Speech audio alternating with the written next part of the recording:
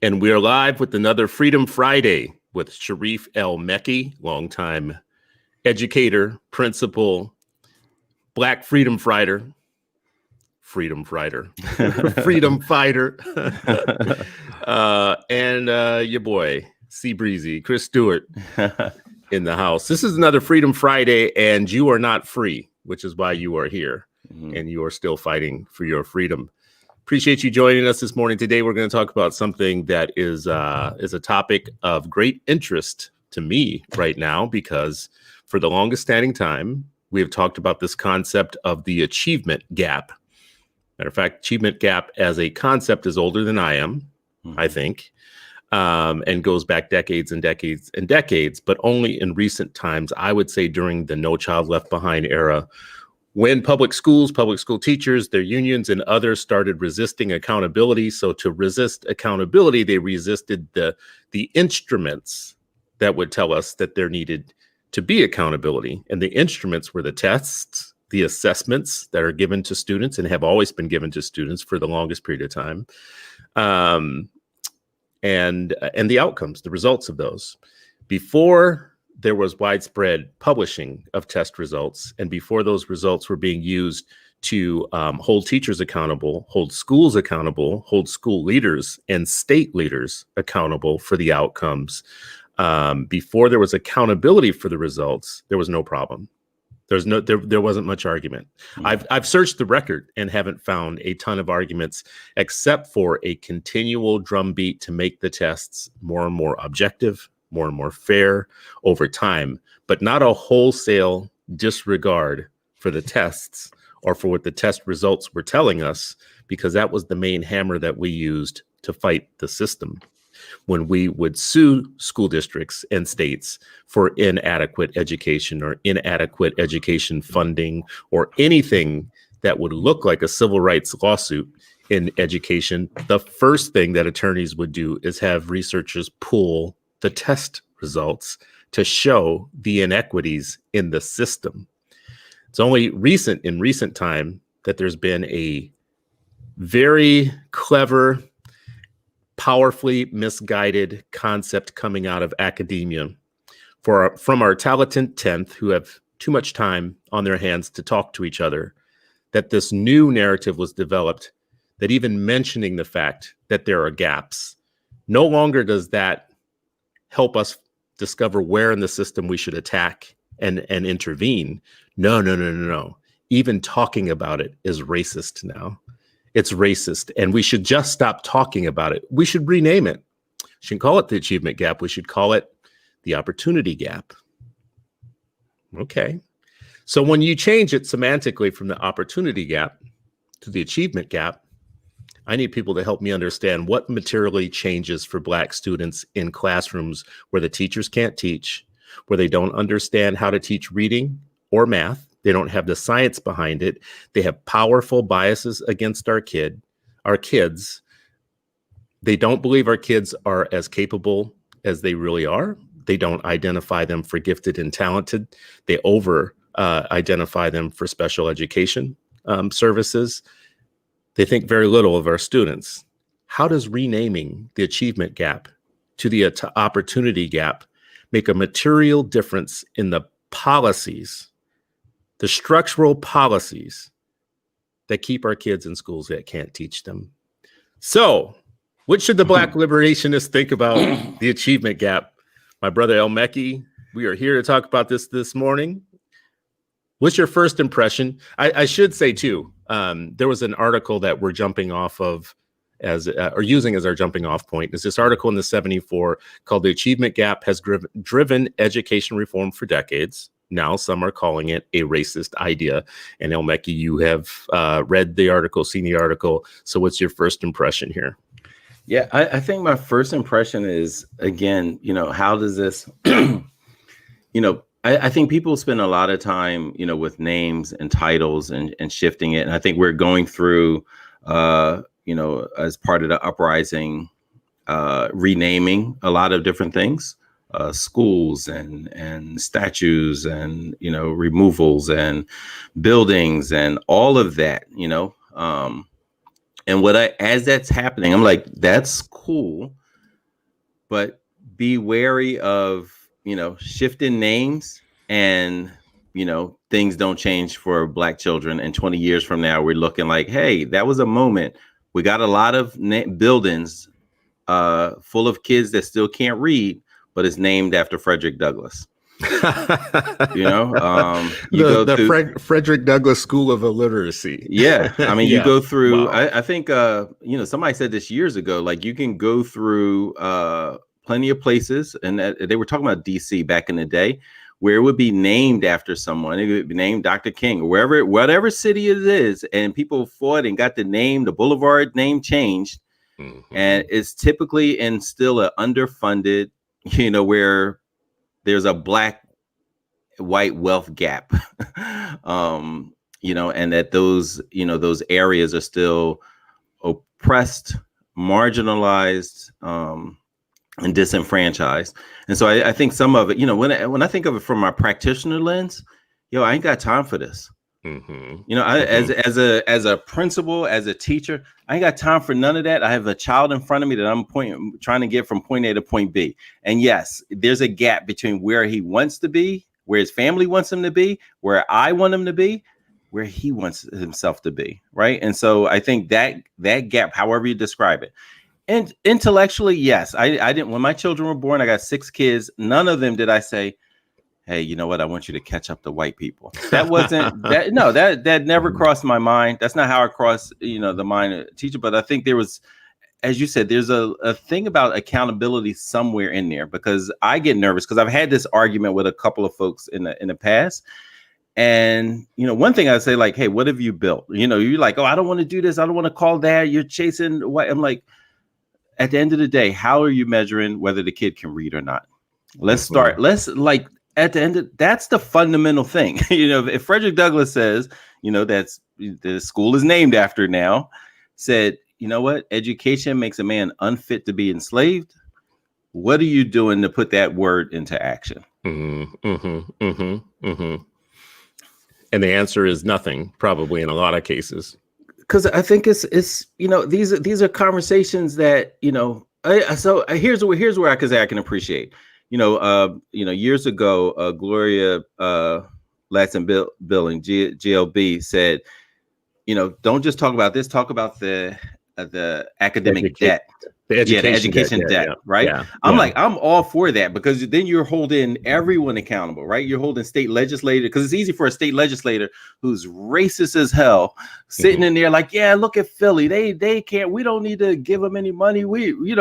It's just imploding. It's right, without realizing, like, listen, you've historically have, made sure, I don't want to say defund, because you never funded it, right? You've never actually funded it. When you finally did a study to say, just to shut us up about funding, then you saw like, whoa, not only were we not funding it, it's colossally larger than what we thought as far as like the education debt. So I'm all for, like, because that brings more people in accountability, not just this school where they say, we're not going to fund you. We're not going to educate teachers well to send you. We're not going to hold teacher colleges accountable. We're not going to do any of that. Fix the achievement gap. Like, to me, that's always been a fight, but not saying like, oh, we're not going to talk about that. There's people ain't got no problem talking about the wealth gap. They talk, hey, they make more money. Yesterday, and I support this, right? Yesterday was Black women fair wages pay. Who are they comparing that to?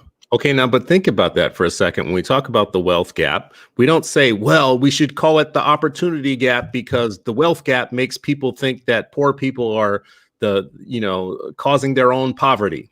When we talk about the pay gap, we don't say we shouldn't talk about the pay gap because the pay gap is putting the onus on the worker. They should be making more money. We talk about the housing gap. We don't say, well, we shouldn't talk about the home ownership gap because that makes poor people feel like it's them and it's not the system. Mm-hmm. We only say that when it comes to K-12 education and the gap in achievement. And there are some powerfully misguided things that are coming out of academia. I just want to keep pushing on this every week. People who watch me long enough are going to understand I have animus with our talented 10th. I have animus with our Negroes in the Ebony Tower who have too much time on their hands to sit around and write things that nobody reads, and then to water down concepts and misguide the public. So here's a great example to me. In the 74 article about this issue, they talked to multiple different people about this idea of the achievement gap being racist itself, like just calling it the achievement gap being racist.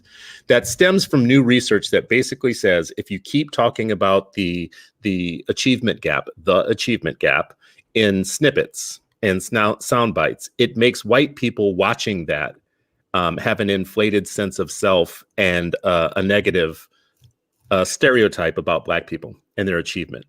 So we should stop talking about the achievement gap, because when we do, it makes white people racist.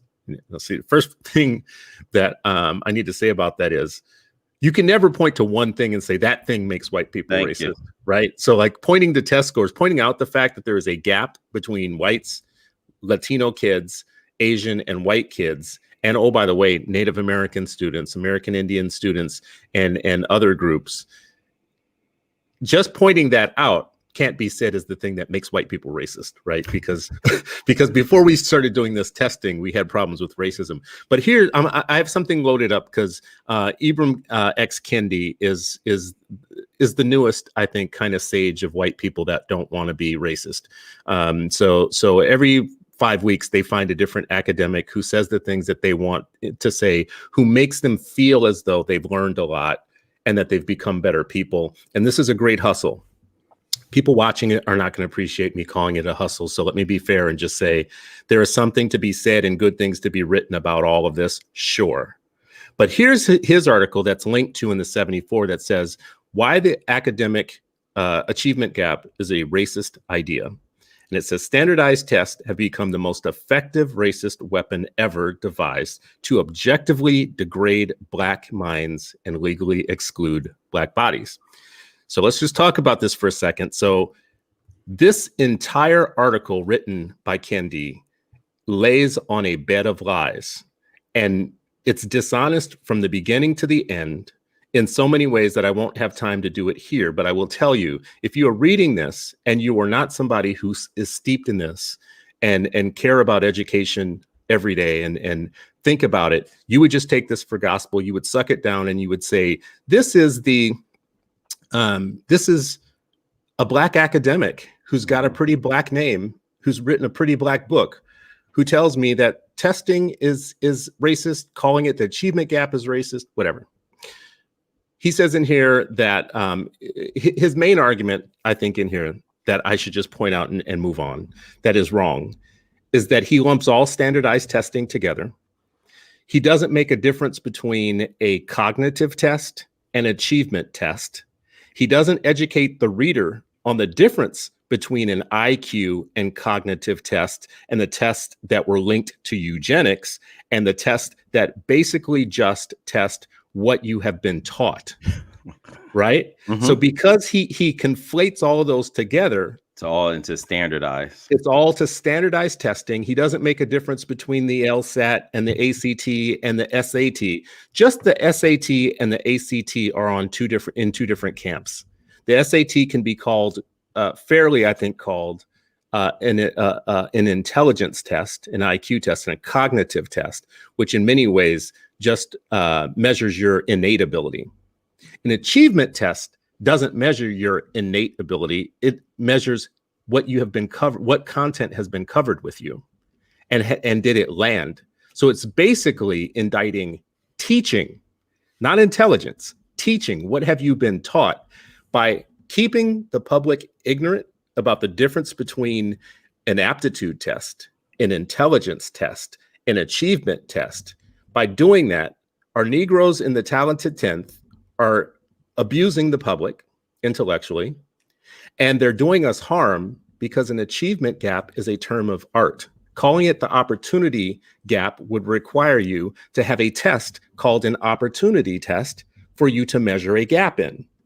So what they are doing is shifting blame or shifting attention away from what children are being taught, what content is being covered, what is taking place in classrooms, and making a fancy racist argument or argument about racism that causes us to drift, causes us to stop thinking about the main thing, which is, what are our kids learning?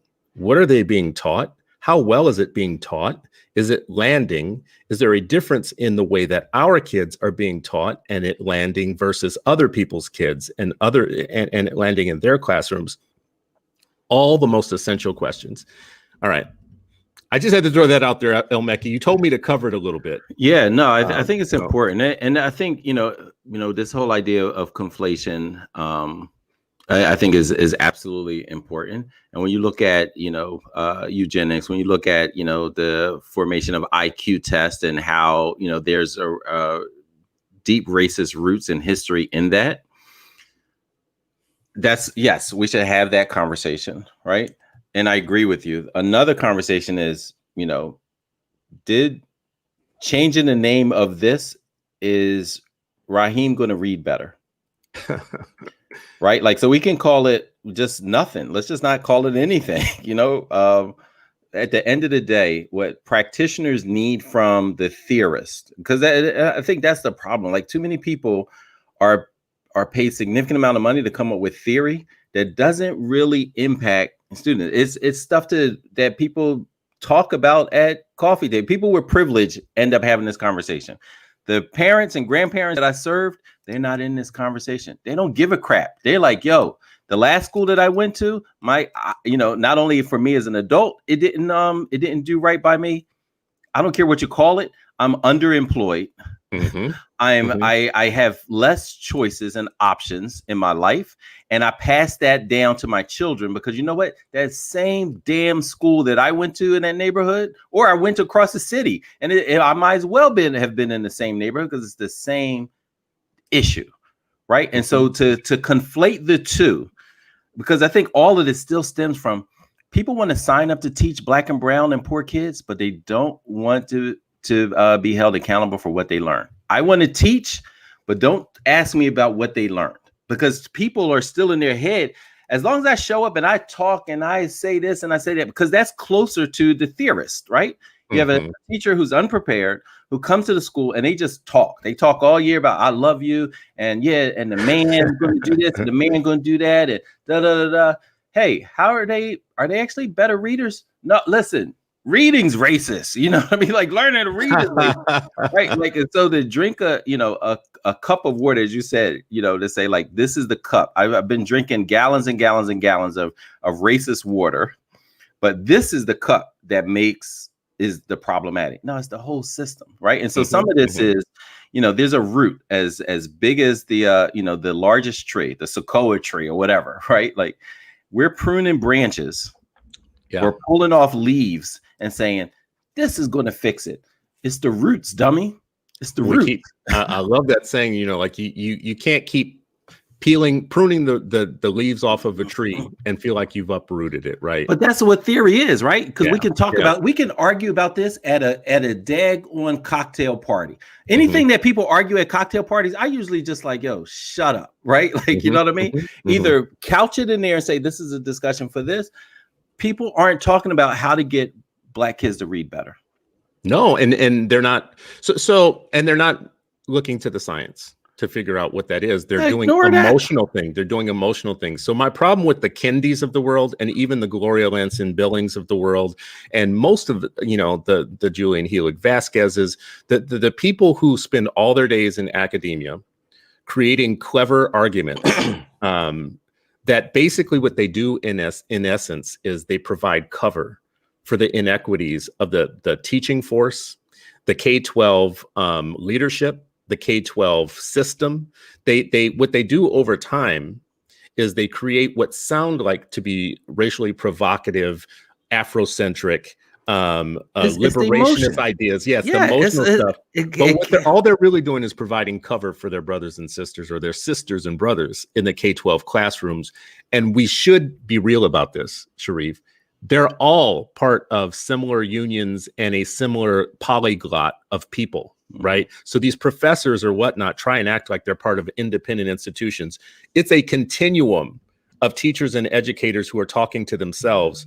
They're creating a system of excuses. They're creating a system or a language of Teflon responsibility. We're not responsible for any of this.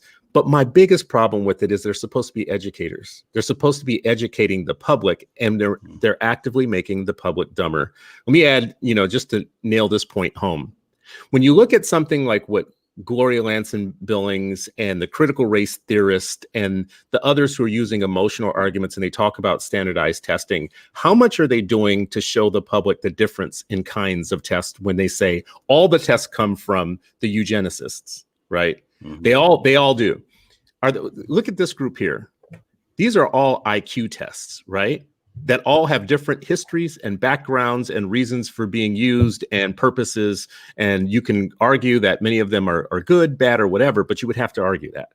You would have to actually tell people what the difference of these tests are and have a real intellectual discussion. Look at these. These are achievement tests. These are 5 or 6 different achievement tests.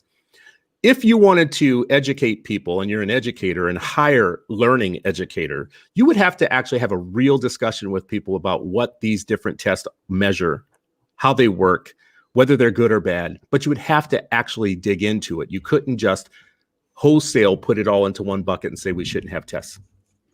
Look at these tests. These are all the public schools, examinations. The GED is a standardized test. Do we hear much argument about there shouldn't be a GED?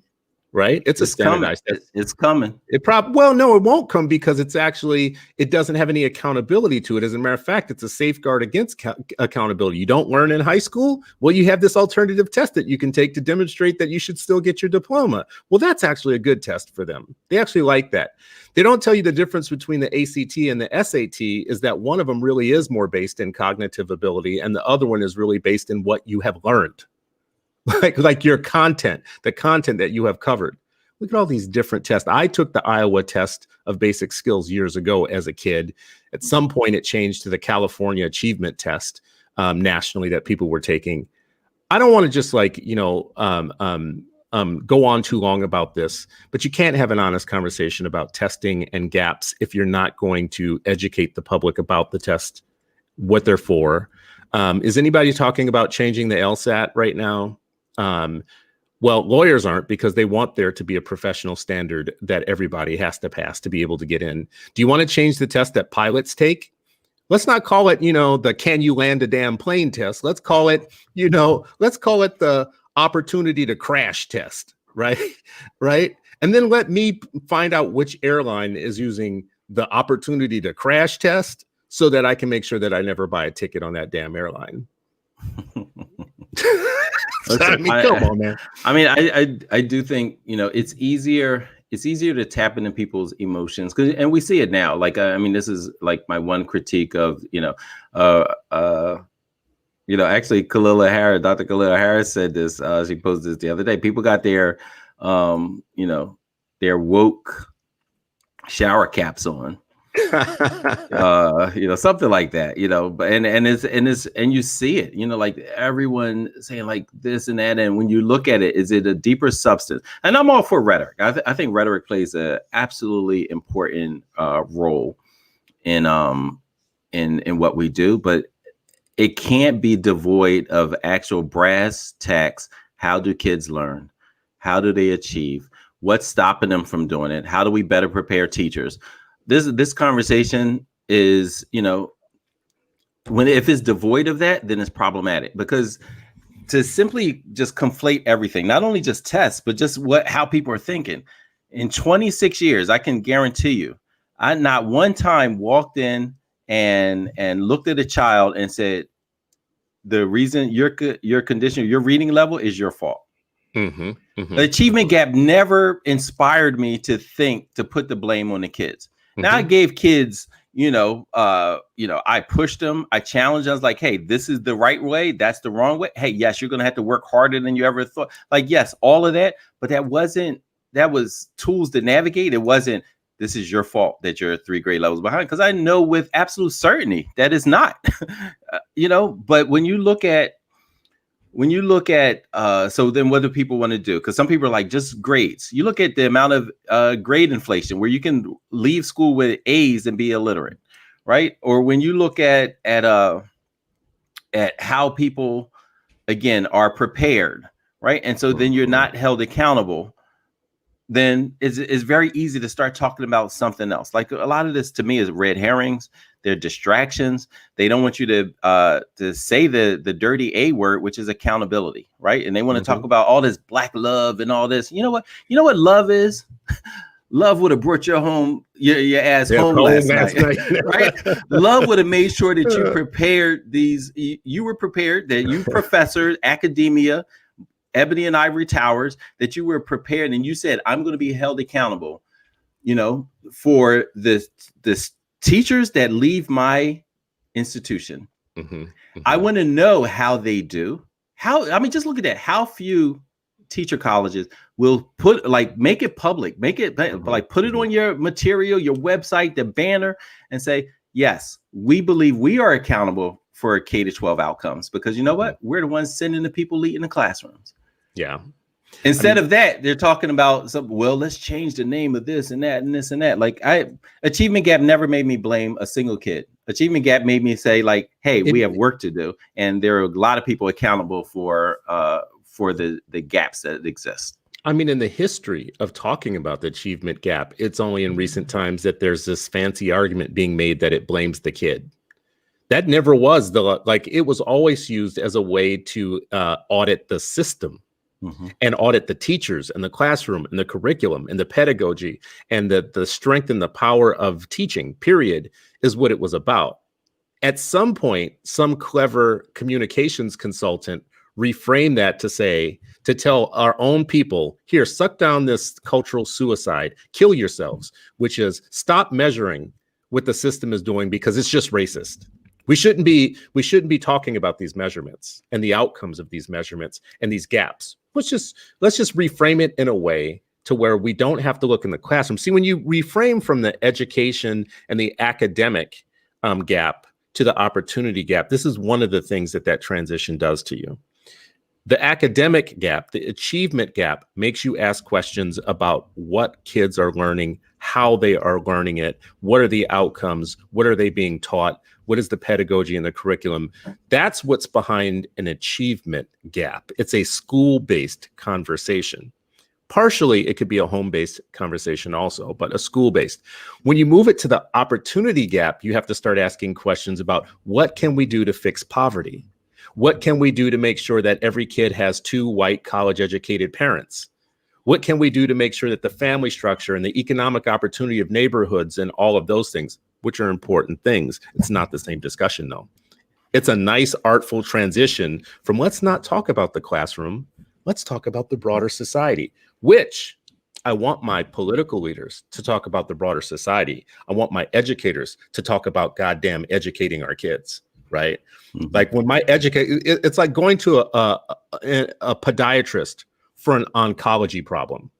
If I went to an oncologist who kept talking about my feet, I would say, okay, that sounds good. Feet are important. But as an oncologist, shouldn't you be concentrating on cancer? Well, Chris, dental health is important. Yes, I know. But shouldn't I go to a dentist for that? Why are you talking? Why are educators trying to shift the conversation from what they do to educate children into other realms of civil society where they don't have any accountability? Listen, I mean, I think the rush to not be held accountable, right? Like, so if I show, because a lot of people think that the actual work is just showing up, right? And then people are told that, right? That showing up is the work. You don't have to do anything else after that.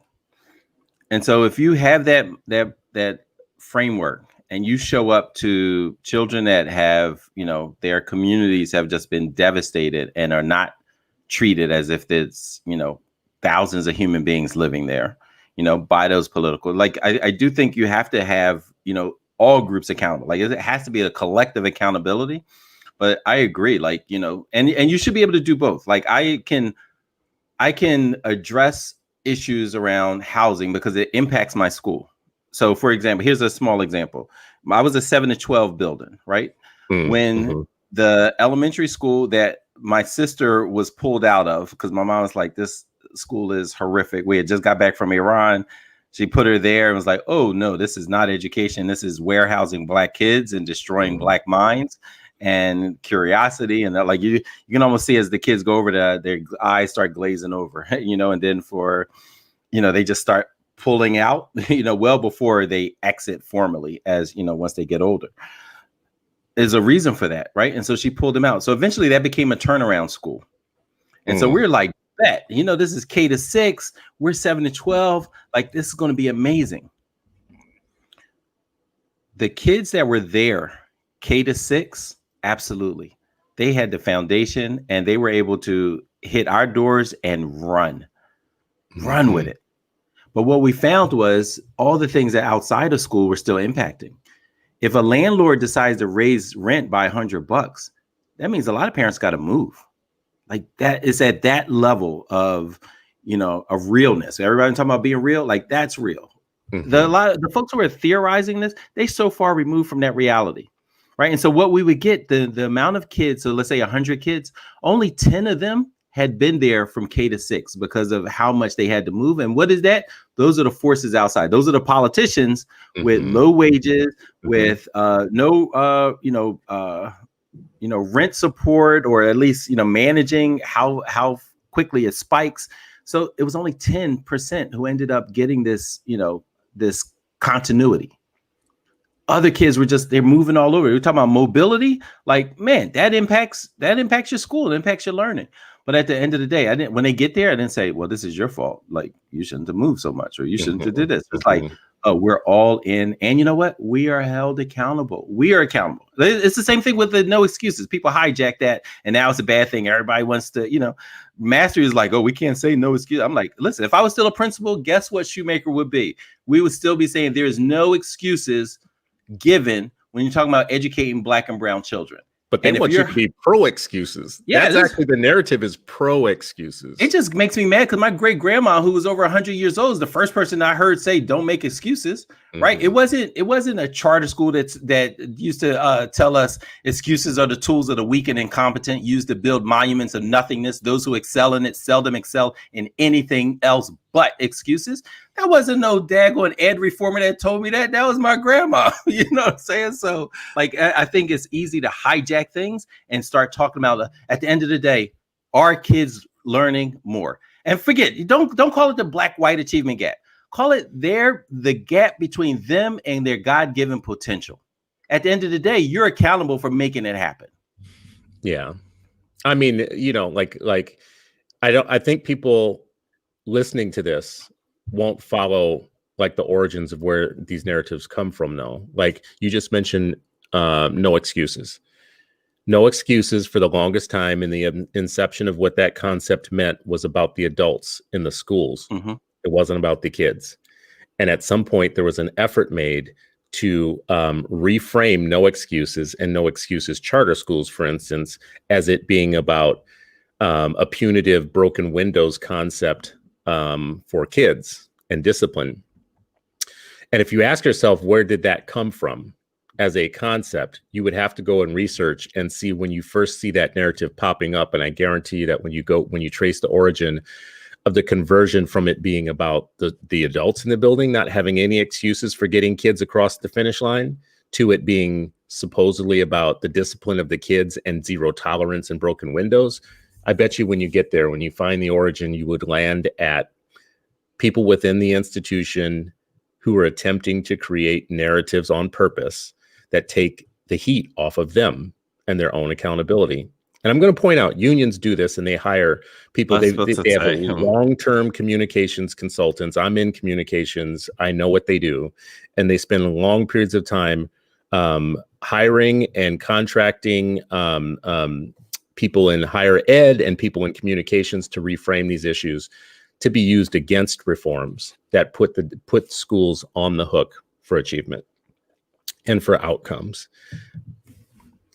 I actually want to play real quick this clip from Donna Ford, who I really appreciate. Now, it's an old clip. It's not, anytime new, but I think she does a good job of talking about how we might look at the achievement gap, how we might see it. So I'm going to quickly play this.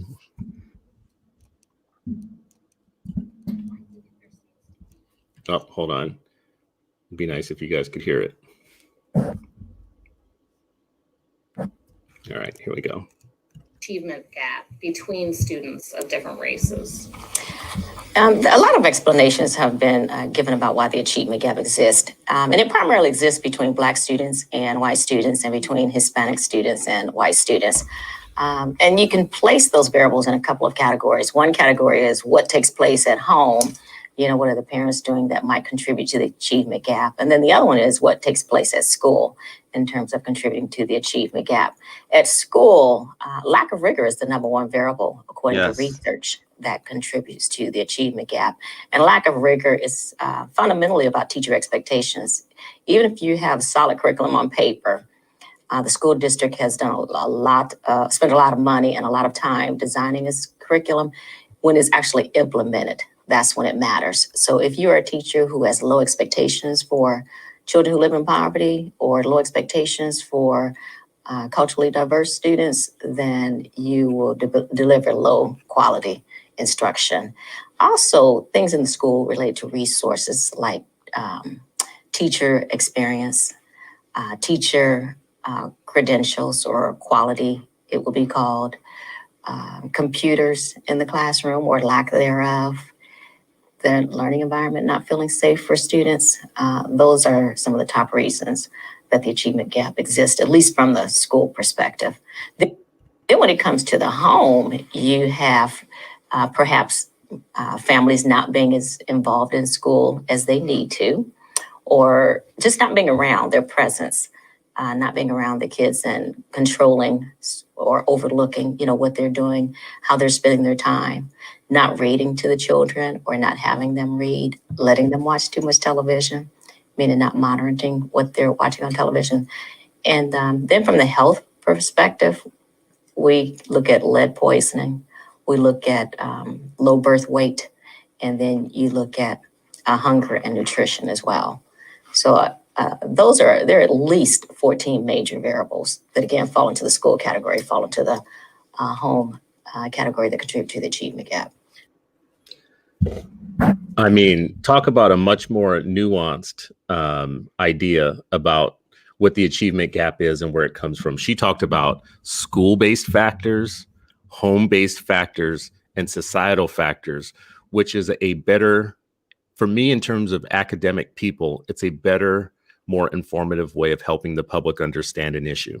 Rather than just saying it's all racist, even to just talk about it as racist or whatnot. She said, no. Research tells us what the variables are, what goes into this. That's teaching to me. That's responsible scholarship, talking to the public in a way that makes you smarter when you're done listening to it. The school-based factors you can't get away from, the home-based factors you can't get away from, and the societal factors you can't get away from. Which is why I think this is, it's so important to have more of these type of scholars and academics than the kinds that make just kind of trendy, fast, cut to the chase, shortcut thinking arguments that gives them notoriety and has people think they're saying something super woke. Like, you could be the hella woke scholar that's making people stupid, just making people dumb. Listen, man, and I'm so glad she, talked about this idea of rigor and low expectations, right? Mm-hmm. And that starts early on, and then it goes to then it was lacked rigor when my grandparents said y'all not going to public schools, traditional neighborhood schools.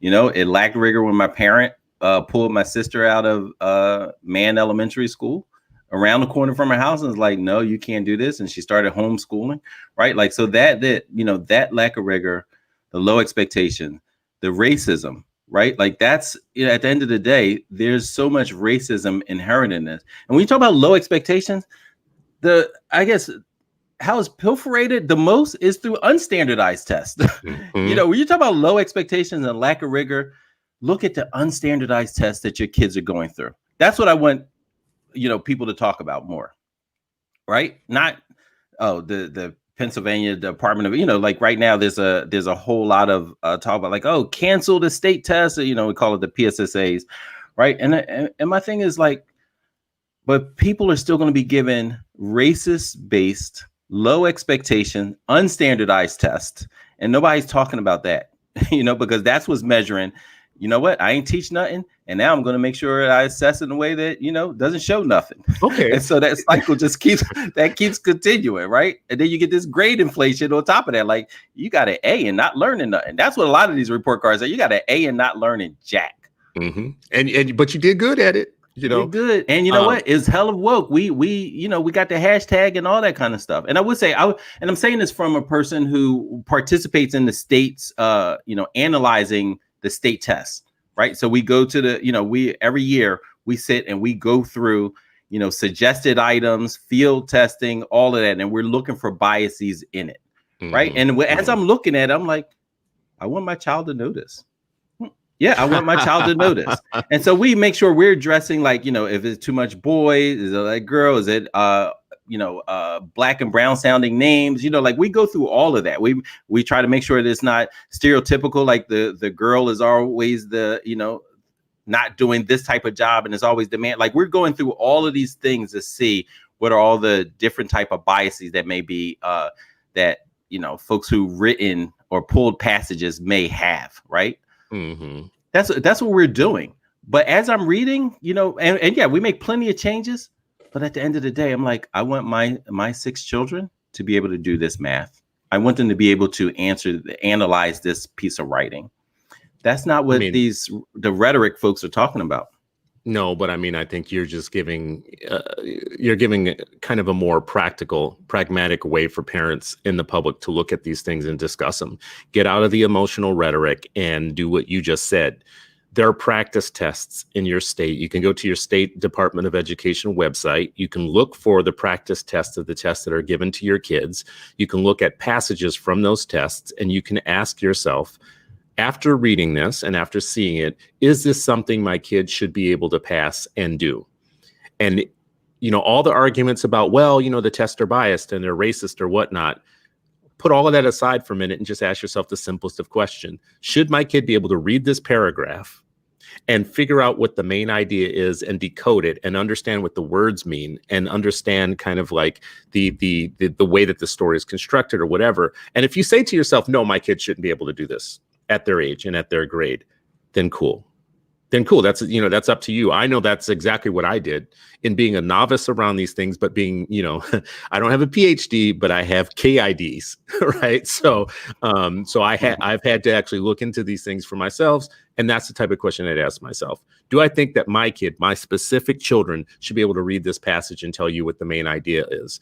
And I know I'm going to answer that question maybe differently than someone else will, but that's on me. Like, I have to understand. And then, the other thing that you said in there, just about the rigor and the expectations and all of that, we should, as parents and consumers and people on the outside, be concerned with that constantly. Mm-hmm. Especially as, so you said standardized and unstandardized tests. I think I've made this point a little bit too, which is we're always hammering on standardized tests. And specifically, we're only hammering on the standardized test that's given once a year that's used for external accountability. We're not really hammering on all the formative assessments that are given to our kids throughout the year because those don't have any accountability to them. Those are just how many do you think those are? Like, let me give you like one example. In Minneapolis, and some people who've watched me have heard me say this before. In Minneapolis, our superintendent actually had to bring to us, the board, a list of all the tests that kids were taking because we wanted to pass some sort of policy about reducing the tests. It turned out to be about 30 different tests. The majority of all those tests were tests that were developed by teachers in the buildings themselves. So they were unstandardized in that way, in that they hadn't been proven out over large sample sizes of kids or whatnot. They were more about what educators themselves were testing for. And even the union said, we've got to take some of these tests that the teachers themselves created out of the buildings because there's just too much of them. And we just think it's, onerous and too many. But if people like Kendi and others can make an argument that nationally standardized tests that are updated on a regular basis, that have lots of people of color in the process of understanding what those tests are and how they're constructed and part of the process, and they've been under fire for years around bias and other things, so they've had to control for it and keep changing. Are they perfect? No. But are they better than they've ever been? Yes.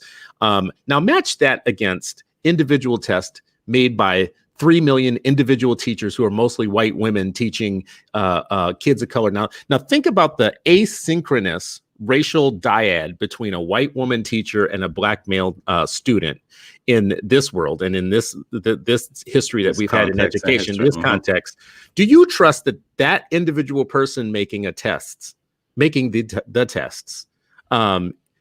is better than a standardized test that has many people of color and experts and psychometricians and others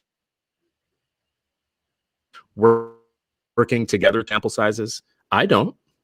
I mean, I don't know about anybody else, but if you're going to call one racist, you definitely have to call the individual unstandardized test racist too. Randy Weingarten would say, trust the 3 million. she would say, trust the 3 million. Don't trust that other Joy. You know, and how many black kids does Randy Weingarten have? How many black children she have? How many of a millionaire too? And which traditional neighborhood schools did they go to, or even close to, or even drove by, or can even identify, right? Like, and so it goes, it goes on. And I think, this whole, the whole notion of, I think for a lot of folks who don't like the idea of accountability, they'll use, racist history and using it in the wrong way. So there's truth inserted in it, That's true. But there's so many lies, attached to it as well. Because at the end of the day, there are a lot of people who don't want to be held accountable for what Black kids learn, and they'll say it's because and this isn't like something that I'm just making up. I've had white teachers tell me, well, I don't want to be held accountable if that parent, if that kid had, whatever circumstance, the poverty, the single parent household, the grandparent, where Yvonne Savior, who I've spoken about, this Black woman, national, state teacher of the year, when I became teacher, was my coach and mentor, both as a teacher and later on, we crossed paths again as a principal. When she interviewed me before she started coaching, she's like, can a kid with incarcerated parents achieve at a high level? Now I'm a 21-year-old activist who's like, yeah. She's like, what about if their parent is illiterate? Can you still teach them well? Can they still achieve? Can you be held accountable? Yes. She just kept going through these circumstances. And I look at other people who are in the same position that I was. They're checking no. I'm checking yes, and they're checking no. So the folks who check no way from the beginning, it's much easier to also start saying like, yeah, we don't want to. No, they want it to be just a wild, wild west. Just like everybody, every 3 million, do whatever. As long as you use this hashtag and wear this T-shirt and say these words, then you're a great teacher. And to hell with learning. Yeah, I mean, look at the occupational fortress they've built around themselves to prevent accountability. They do what you just said. They wrap their lack of accountability in super Black woke arguments. They take things with a grain of truth. Like, there's racism in the system, therefore we should not test. There's racism in education. There's racism in the world. Therefore, we should never actually audit what teachers do in the classroom, right? And do you notice it's weird? It's not only weird, but do you notice that they don't offer a better solution? It's never like, hey, let's improve how we assess and let's do it this way. It's never any contribution. I mean, shouldn't they have by now? Shouldn't the AFT actually produce, say, like, listen, we don't like the national summative test that NCLB is telling people that they should use. So here's our version of a fair test, and we'll put it up to scrutiny, and we'll take feedback on it. We're the AFT, we're the NEA. We represent the majority of educators in the United States. We've brought in our own psychometricians. We've asked them to help us construct an instrument that we think works and is well. And here it is. We'll put it out for scrutiny. But the reason that they don't want to do that is because even that would require accountability for what you produce. And they're all in cahoots. When has the union said critique, so looked at student outcomes, looked at what's happening, and then said, you know what? Here's the issue with what we're doing with in-service and then pre-service, these teacher colleges.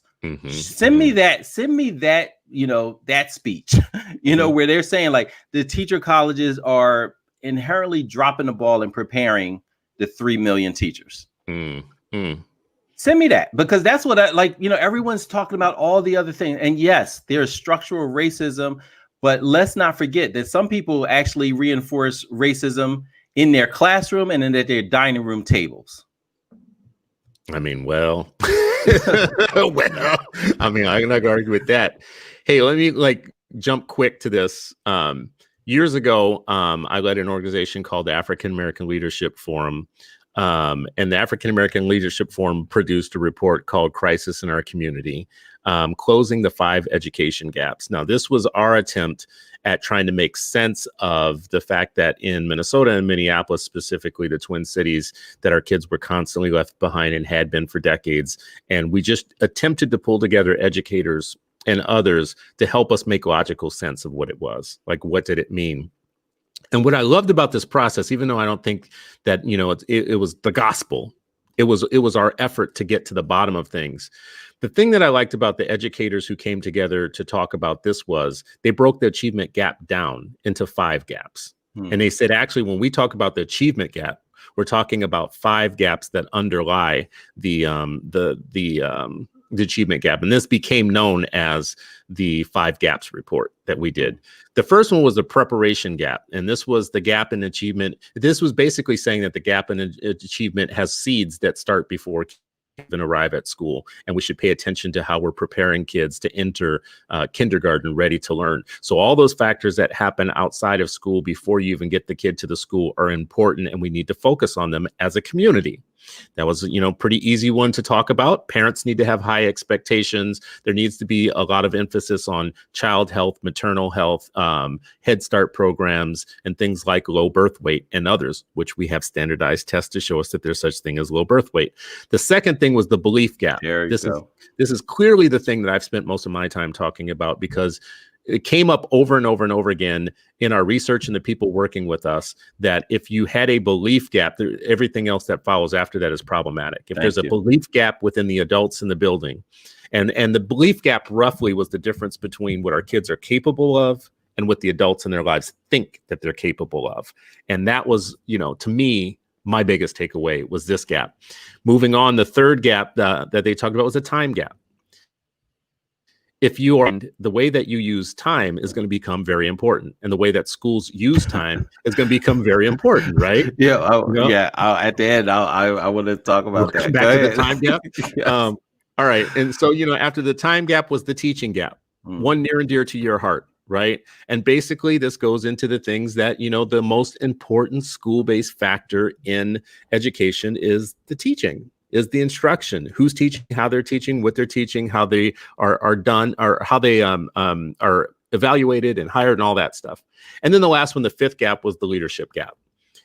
Teaching teams run at the pace, a pack runs at the pace of the leader, is something that person here locally, Donna, actually, who was a friend, used to say all the time that, a bad leader in a building of teachers is going to set the pace for how things are going, and it's not going to go well. So the leadership gap, our kids are not given the best leaders. Now, I'm not going to say that this report was the end all be all. It just helped us as a community come together and clarify what we meant when we said achievement gap. And we didn't say, well, the entire concept of an achievement gap is just racist. What we said is we need to dig in. What does that mean? Achievement gap. Where does it come from? And these were the 5 gaps that we found, and they still remain important to me today. So anyways, go ahead, Sharif. I know you wanted to jump in on this part. I love these. And it's so interesting. It's just how people internalize, right? And so when I think of achievement gap, these are the types of things that I'm thinking about, what fed it. But most of my work is around how do we address it? What's the best way for a kid who's behind to catch up? We even looked at it in our school, we look at social capital gap, right? Opportunity gap. So we had internships for all our sophomores. And part of our work as educators was to build relationships in the community.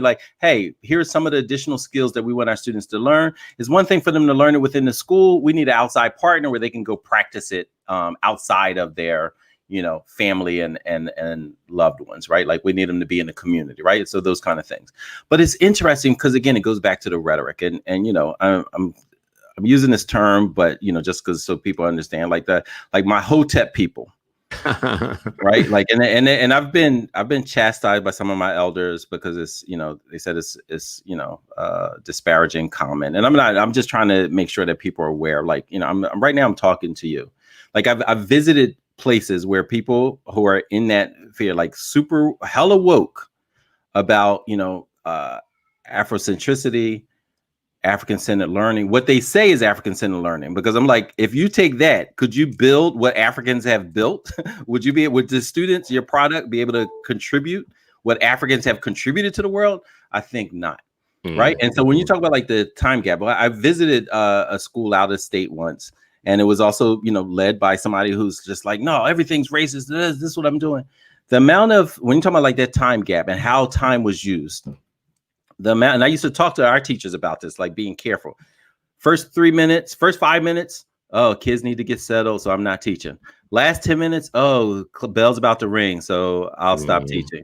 Oh, it's Friday. Well, you know what? It's Friday. The weekend's coming. Monday. Well, the weekend just ended, so we're not really teaching.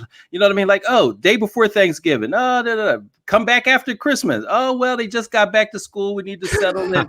Right? Like it's like it goes on. And then you got a principal making announcements in the middle of instruction on top of it. Now, all of this stuff going on. And they're going to tell me like, yeah, standardized tests are racist. Like, if you don't get out my face and teach, like, this time is valuable. It's sacred. It is absolutely sacred. Right. And I used to just list when we start off school. I'm like, listen, remember, time sucks or all of these before holidays, after holidays, before weekends, after weekends, distributing, go down the hall and go get, all this nonsense that stops instruction. Right. Let's talk. That feeds the gap, because if I actually added up the minutes, actually had added up like all the potential, and these are things I wasn't making up. These are things I had heard across my career of why someone wasn't teaching superbly Black and brown children. And when I added it up and just like a guesstimate, it was insane. And you multiply that by 13 years. This you're talking about specifically the time gap, how people use time. Exactly. Yeah. So that's just one. Yeah. That's what I'm saying. Like the amount of issues is so deep, but people don't want to talk about that. They want to talk about what you call, titles. And listen, I use the term belief gaps. I've used the term opportunity gap, but it has not once distracted me from, has that child that is in front of me that I made a promise to families, are they going to be closer to their God-given potential or less so? No terms have distracted me from the essence of the work, teaching and learning. And and I got plenty of fight for everything else. All the politicians and all the other folks, I got plenty of fight left for that too. Yeah. But it doesn't distract me from teaching and learning. And other people, they dying to be distracted. They like, please distract me from teaching and learning. Oh, let's go run over there. Because they've given up on teaching and learning in a lot of cases. A long time ago. They didn't given up. They didn't come in thinking about teaching and learning. You know, they were prepped to do that. I used to have a good friend who was a teacher in one of our schools here that we were going to close. And she was one of my advisors. She would give me information about, like, from a teacher perspective on these things. And she's like, Chris, you just got to come and see my class. And I remember talking about her with another friend that was a teacher in the same building. And she's like, yeah, you should go see her class and tell me what you think after you see it. And I'm thinking, well, that's a nasty thing to kind of like insinuate. Fine. So I go and I look at the class and there is no learning going on. The kids are jumping off of desks and shit. It's like, it's nuts in this classroom. And the kids invited you. And she invited me to come see it because she was honestly one of the most compassionate people I've ever known. Just generally, a faith-based, compassionate person who is a white ally in so many different things in life. She's a great human being, like a great person, and I love her to death. Ranger. She should be a park ranger. I mean, I love her to death, and we've had some falling outs around these issues because, anyways, the teacher who was in the same school who told me, tell me what you think afterwards, was basically trying to hint at me that her classroom was a mess. And when I came to visit and I saw a very compassionate, loving person who loved the kids in that room, and the kids did not respect at all and were not paying attention to anything she was saying. She was trying to use a ruler to teach them a lesson plan, and the kids were deeply disinterested. In the back, several of them were huddled together talking about something completely different. And there was just no control. And next door, there was a classroom with the teacher who wasn't having that mess, right? Next door was a teacher where the kids were like active, engaged, looked like they were involved in a lesson of some sort and whatnot. And just that was kind of a hint to me that like one of these teachers was deep in the racial equity language. It was like advised me on a lot of equity, what equity means and all that stuff. And equity did not translate into classroom Couldn't teaching. implement jack, right? Because at the end of the day, if it's words and it's not, and this is what I talk about, like when I say lesson plans are political documents and every time you teach is a political act, it's because it reveals your mindset about those kids. That first teacher that you described, she had low expectations. She probably thought like, I love this. And this is exactly the highest they can do. This is the best they can achieve. That all of that, they're safe. They're in there. Listen, when I went to my first turnaround school, this was Shaw Middle School, and I'm walking around, observing class, and I was the third principal in 6 months, right? And there was a whole lot of folks in there who could talk to rhetoric. One of the teachers that would talk that I'm pro-black this and I'm pro-black that, right? I'm just like, I can't tell by your lesson. You look like you anti-black. You're a black, and you're a black woman. Listen, the kid, I walk in and I, at one of the times, right? And I've never said this publicly, but the people who work with me at Shaw know, I walked in the classroom and I'm like, you have a kid missing. Like there's an empty seat. I saw him earlier. Where is he? She's like, huh? What do you mean? The kid, I'm like, I asked the neighbor, I'm like, did he go to the bathroom? Did he not come back? Is he okay? Where I saw this child, transitioning to the classroom. The kid is like, El Mekki, he's on the roof. This joker had climbed out the window. Wow. And I'm not saying like things happen, right? Bad things happen, but this is just like one example because she had a whole pattern. As I said, I walked in saying like, this isn't what being pro-black is. Right. And too many people are thinking pro-blackness is the rhetoric and the rah-rah, which I'm all about the rah-rah, but I'm also about reading. I'm also about reading. And there's too many folks who are leading marches, screaming in bullhorns, making posters. You need to be making some good lesson plans. You need to be practicing in the mirror how you're going to deliver. You're going to need to be thinking about how you're going to build community in the classroom to set fertile ground for optimal learning. Get to the roots and stop tugging on leaves.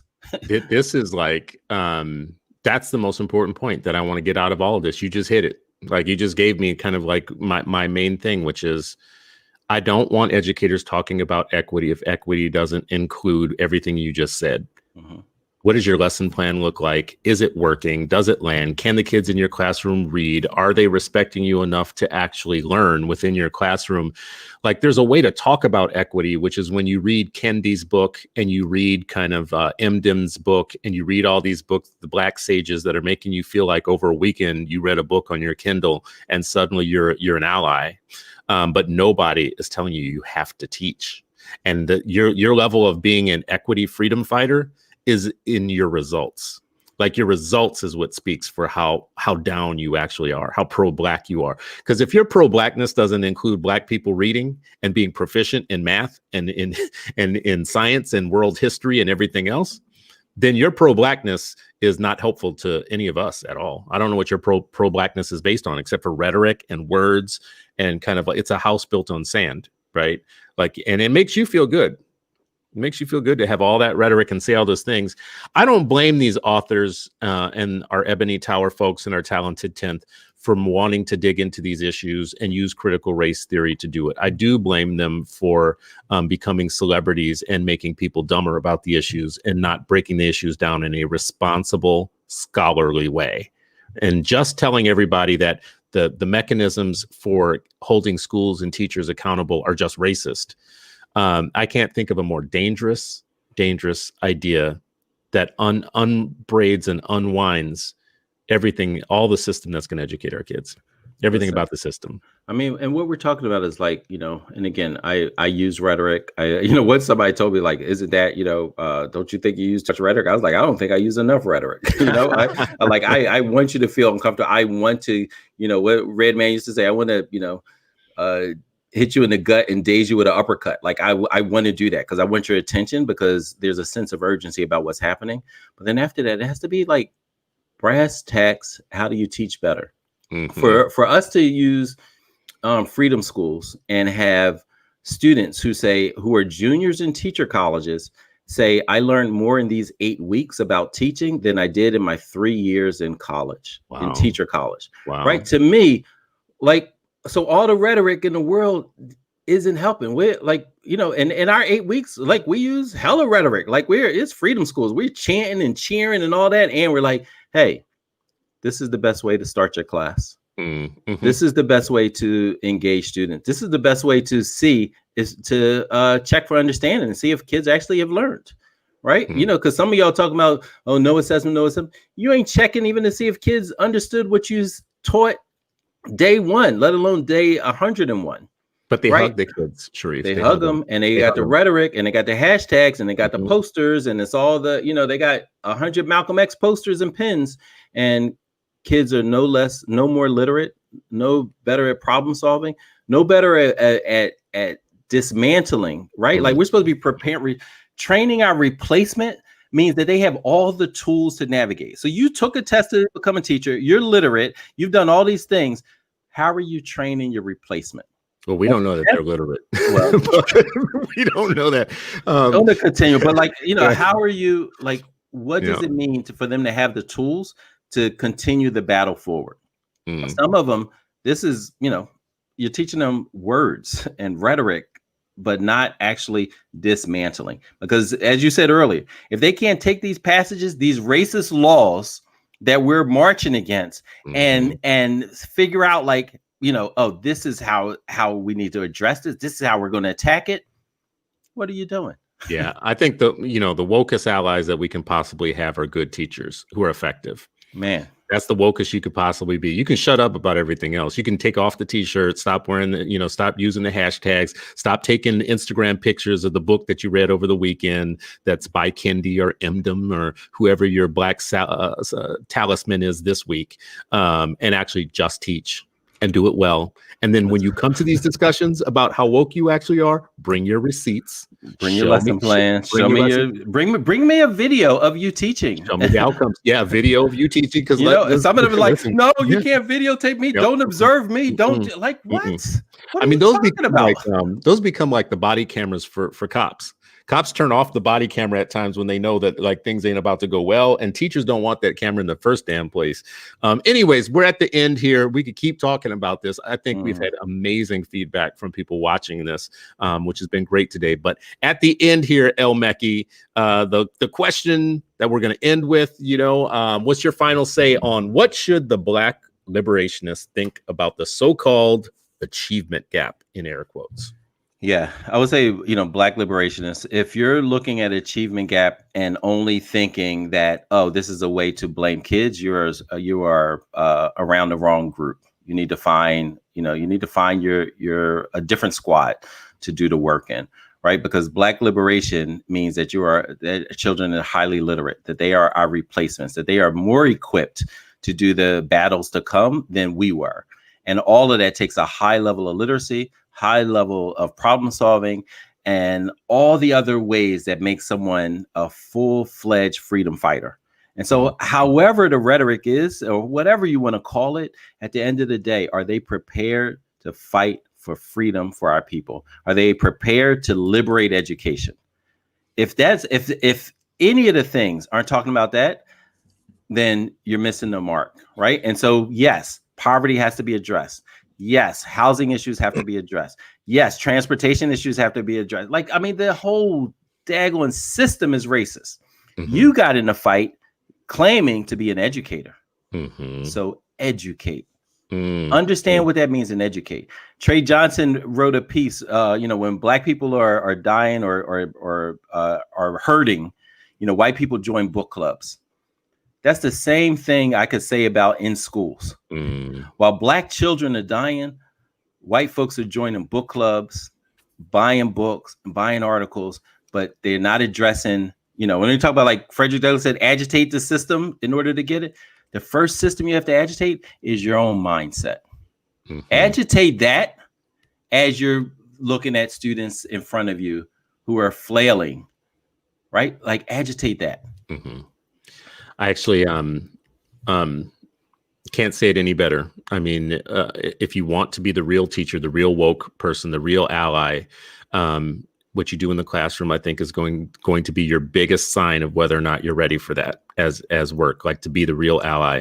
And I think we have a long history of understanding that when Black people were learning to read because they had a reason to learn, which was that they wanted to vote and they wanted to be part of the regular society and they wanted to make gains and social gains, there wasn't kind of this compensatory thinking around, well, maybe, they won't read as much because, they just came out of something very traumatic. No, the revolutionary spirit was, no, goddamn it, we got to get everybody reading because it's where the power is in this country. So as a teacher, a woke teacher today, your idea can't be any different than that. Like, no, goddamn it, all these kids need to be proficient, because if they're not proficient, we live in a capitalist society where that's going to have material consequences. And the wokest we could possibly be is to be liberating kids from ignorance and getting them into the American economic mainstream so that they can gather some capital, pull it all together, and create kind of a different scenario for which Black people have to be respected. Right now, all this pity party and all of this kind of like, wokeness and inclusiveness and integration and all of that is nothing but cultural suicide. It's actually killing us. And every day, the thing that I care about is, my analysis is, Black children and brown children are walking into classrooms where their brains and their potential are being diminished every single day. My organization, Brightbeam, put out a report in January that said not only is that the case, it's actually even more so the case in white progressive cities where the leadership and everybody is progressive, from the mayor down to the dog catcher. And it's happening more in those cities and those places that have more resources than others, are smarter than other places in terms of college education and all of that. And yet San Francisco can't get Black kids to read, right?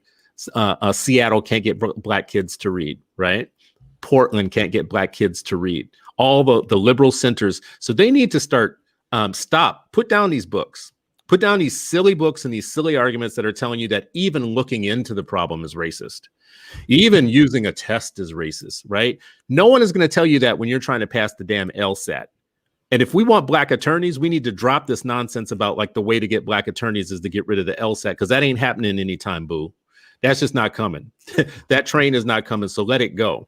We also need to get past these things about how we tell history. The history of standardized tests does not begin with eugenics. It does not begin in the United States with white people that want to hurt Black people and Jews. That is one telling of history, and we need to stop ignorant teachers from teaching the public and teaching our kids incomplete histories. Standardized testing comes out of China, China, 206 BC to be exact. And it happened to be in a way to figure out who in society gets to be what and where. And there hasn't been a society since that hasn't had some sort of gates for making that happen.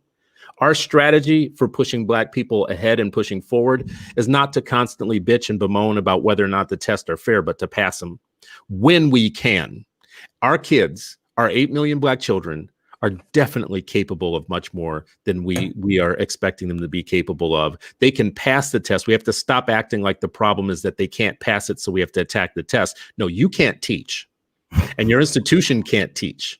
And all of you making all of this money, $700 billion industry called education in the United States, all of you are on the hook. I don't care how many fancy narratives you develop to put yourself off the hook.